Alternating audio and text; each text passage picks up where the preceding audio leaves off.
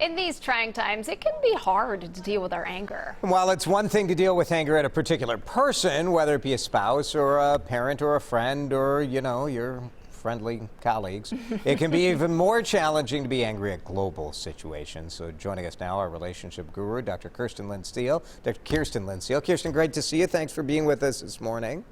Nice to be with you virtually. It is challenging, I think, when we are angry about kind of the way of the world, right? Yeah. How do you deal with this?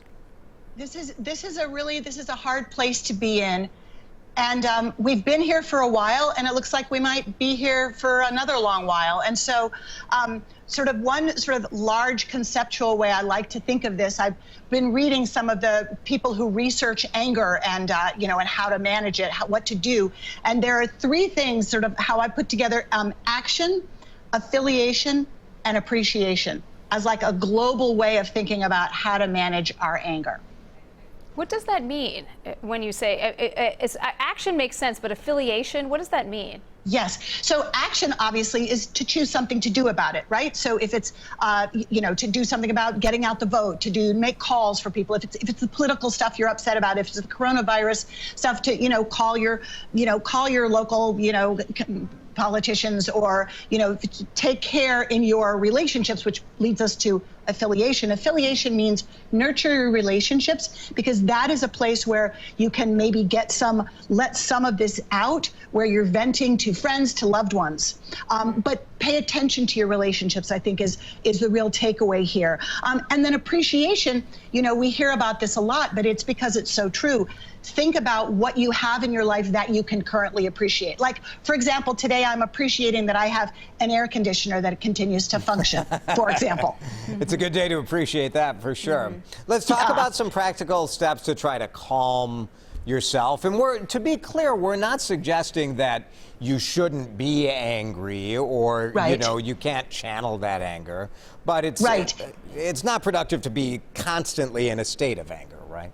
Well, what happens is, physiologically, anger puts a real stress on our systems. And so sort of understanding that anger is an emotion that we're going to have, but what we do have control over is what we decide to do about it. Right? And understanding our triggers is a really important thing. So one of the first things I say is limit media exposure, which again, I realize is somewhat ironic given that I'm saying this on television. But limiting our media exposure, really thinking about how much we're intaking and how that affects how we're feeling about things. A second one is watching for signs of rising anger. What are your triggers? If there's something where you see something on TV that always makes you angry, maybe turn that off or just turn the volume down, because that is not necessarily helpful. Like, is it going to add to your store of knowledge? Maybe or maybe not. So that's something to really think about. Third, stop and think. So when you're being aware of your triggers, a way I like to say this is to press pause and really consider this moment between feeling the emotion and then what you're going to do about it. This is really important. This can be very helpful in relationship. Also, when we're working on, moving through our anger.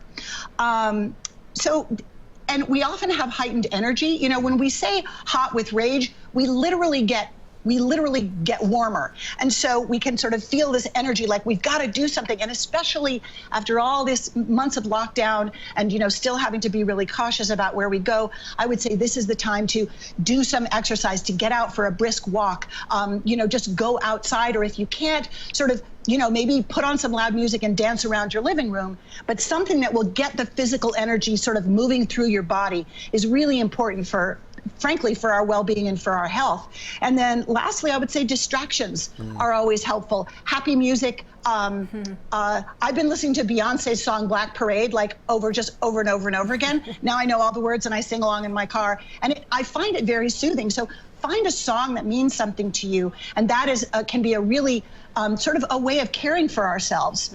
So those are sort of some real tips that I would have for people. Yeah, one of the things, Kirsten, I want to make sure that we get to is you have some wisdom from Tom Hanks that I thought was, who has been through a lot over the past couple months.